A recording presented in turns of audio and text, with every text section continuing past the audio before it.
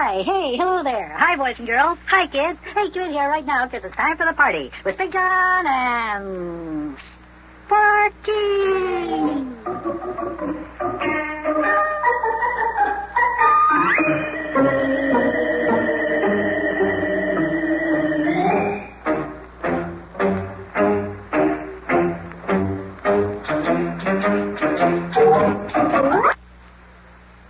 And now, boys and girls, it's time for the further adventures of Big John and Sparkie.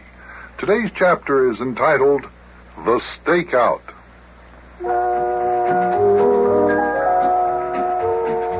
As I look back on it now, I believe that was the coldest night of the year in Cincinnati, the night that we took the ransom money to Mount Airy Forest in an effort to capture the kidnappers who had stolen away Mayor Plumfront's girlfriend, Miss Daffodil Dilly, right before they were married. They were coming to get $250,000 in cash, but Detective Yuki Butcha and Mayor Plumfront had an idea they could wrap up some old newspapers and just make it look like money. And then we were going to jump on the kidnappers when they came to get the money. Let's listen.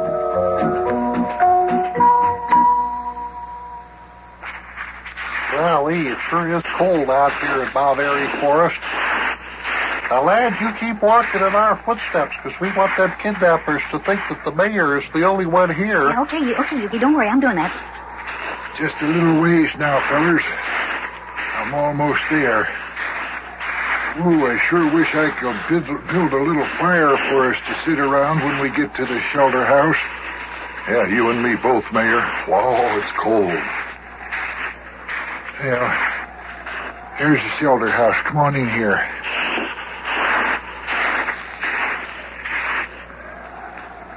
Now, what are we supposed to do now, Mayor? Well, first of all, I've got to tie this bundle of fake money on the other end of a string. Which we've already done in my office. Now we have to hang it up from this beam on the shelter house ceiling. That's so as the kidnappers can see it real easy. Then, according to the instructions I received from them, I'm supposed to sit on this here table in full view of the road. Well, what about us? Are we going to hide? Yeah, that's right, lad. We'll go hide out behind the shelter house. We could wait here with the mayor until we see the kidnappers' car coming, though. What time is it now, Yuki? Let's see here. According to my wristwatch with the numbers that glow in the dark, it's exactly 4 minutes until 11 p.m. And look, I see something. There are headlights of a car turning into the road now, look. That must be the kidnappers. Come on, we better get to our hiding places. Yeah, you sit on the table, Mayor. Let's go hide, fellers, before the kidnappers get here. They're coming back the road pretty slow there. Yeah, I know, but at the same time, we'd better hurry and hide because we don't want them to know that we're here with the mayor. Come on, Sparkie, come on. Come on, move along here.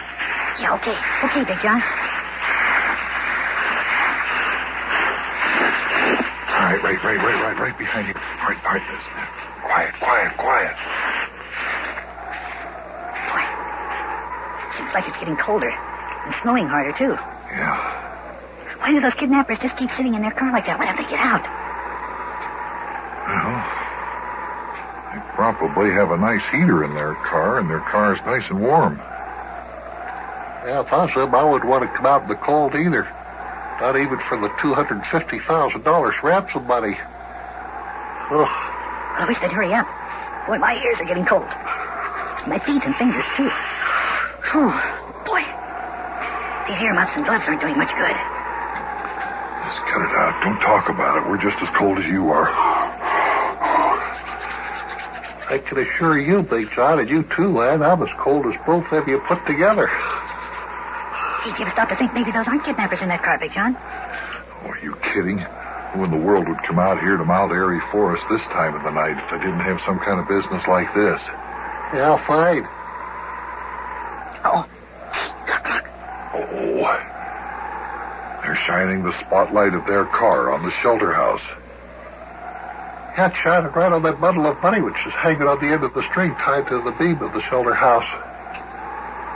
Yeah, and it's shining right on the mayor. Glad I'm not the mayor. Sitting out there in the open, exposed like that. But it's cold. I'm thinking about how cold it is out there. I'm thinking about the mayor being in full view of those kidnappers. This may be very dangerous. Yeah, it certainly could be a dangerous position, all right. You're telling me. Uh-oh. Somebody's getting out of the car. Quiet, they'll hear you. Now look, come on, we all have to be real quiet. Yeah, it's two fellers, all right. They're walking right over toward the shelter house. The spotlight on the car is shining right at the mayor. Yeah, and it's so bright that we can't make out the two men very well because the spotlight practically shines in our eyes and blinds us. Yike, what's that? It's the horn on that car out there. The driver's blowing it for some reason or other. And you turned out the spotlight, too. Those two fellers are running back to the automobile. Yeah, they're getting in. There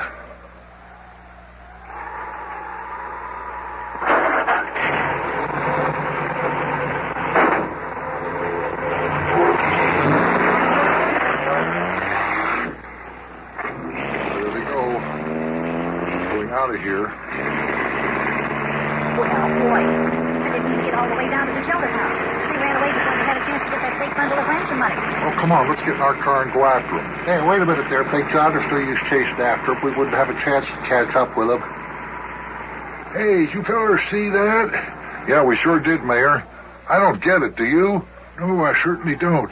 That was the oddest thing I ever seen. Now, why would those kidnappers come all the way out here to collect the ransom and then run away just as they were about to get their hands on the money? Search me. Well, if you fellers don't mind, I'm going to get my detective outfit out of Big John's car. And there fellers left some highly important clues. Clues? Yeah, fine. What kind, Yuki?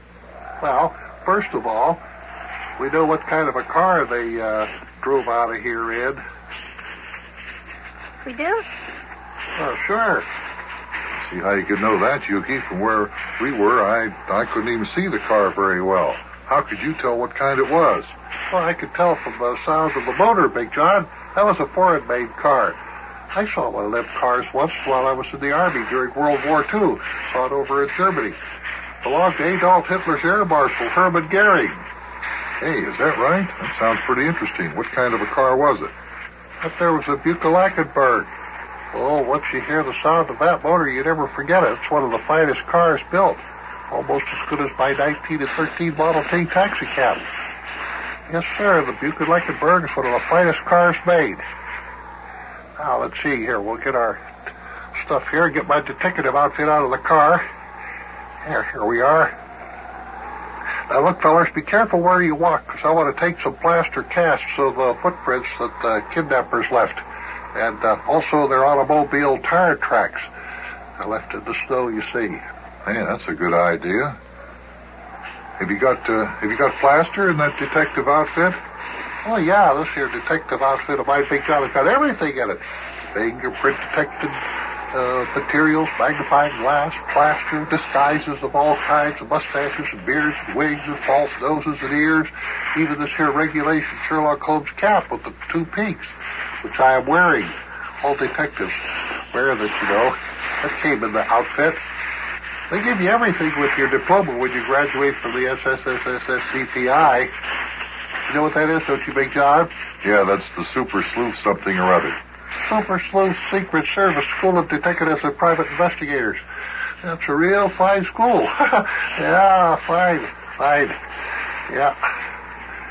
Well, they left some pretty plain footprints here. Look. Look at the prints of their tires in the snow over here in the road. Very plain, very plain. What are we going to do now? Well, let's see here. I'll take care of that. Hey, Yuki. Huh? Are you going to pour some of that plaster into these footprints? Yep, that is right. 100% correct there, lad. You get to be a detective yourself. Now, we'll just pour some of this plaster in this here footprint, and some of this here one made by the other feller, see? Hey, those are both prints of their right feet, Yuki. Maybe you better take casts of their left footprints, too. Well, yeah, it's an excellent idea. There we are. Got plaster poured in the 4 footprints. Now what we're going to do is go over here and pour some in the tire tracks. Here they are, over here, Yuki. The tire tracks are pretty plain. Got to be able to get some good plaster impressions on them. Yeah, that's right. Now, step back there a little bit there, lad. There we are. Now, all we have to do is wait for the plaster to get hard. Take about a minute or so. They got some pretty good clues there. That seems to me it wouldn't be too hard to track down those kidnappers now, Yuki. Yeah, that is right. Why not, Big John? Well, if Yuki is right, the car those kidnappers are driving was a foreign-made Buick-Eleckenberg. It shouldn't be very hard to spot it. There certainly aren't many of them like it in the United States, much less in Cincinnati. I have never seen one of them there kind of cars. Neither have I. So it should be easy to spot. That is, if it ever appears on the street. That's right. On top of that, I have got pictures of the kidnappers as they was walking down to the shelter house, and also of the automobile. Pictures? Yeah, fine. How in the world did you get pictures? You'd have to use a flash bulb. I didn't see any go off, and I know that you can't take pictures in the dark. Oh, yeah? With a special camera that comes with my detective outfit, you can, if you use infrared film and infrared flash bulbs. Yes, sirree, you can take pictures that way, and nobody knows a thing about it. All detectives do that. Yeah? Oh, boy. Hey, Yuki, you're the best detective in the whole wide world. Yes, sirree. Boy, oh, boy, oh, boy, oh, boy.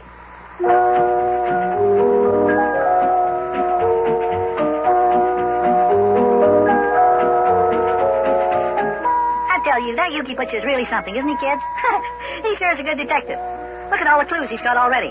Plaster casts of the kidnappers' footprints, a plaster imprint of the tires, and even pictures of the kidnappers in their automobile. And wasn't Yuki smart, knowing what kind of automobile they had even without seeing it? He could tell just by the sound of the motor. Yeah, boy, he's a really good detective. Oh, I'll bet we'll have this kidnapping case solved and nothing flat. And Miss Billy will be rescued by the time we see you next. Yeah, well, I gotta go, kids. I'll see you later.